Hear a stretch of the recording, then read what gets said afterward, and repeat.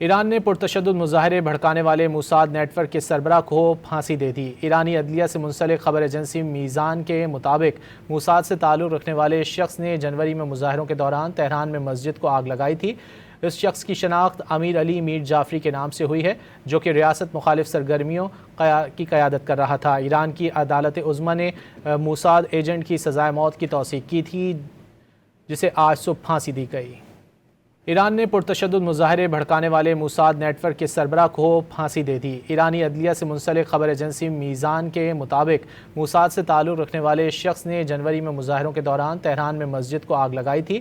اس شخص کی شناخت امیر علی میر جعفری کے نام سے ہوئی ہے، جو کہ ریاست مخالف سرگرمیوں کی قیادت کر رہا تھا۔ ایران کی عدالت عظمیٰ نے موساد ایجنٹ کی سزائے موت کی توثیق کی تھی، جسے آج صبح پھانسی دی گئی۔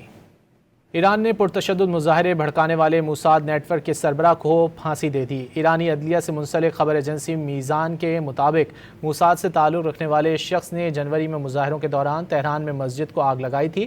اس شخص کی شناخت امیر علی میر جعفری کے نام سے ہوئی ہے، جو کہ ریاست مخالف سرگرمیوں کی قیادت کر رہا تھا۔ ایران کی عدالت عظمیٰ نے موساد ایجنٹ کی سزائے موت کی توثیق کی تھی، جسے آج صبح پھانسی دی گئی۔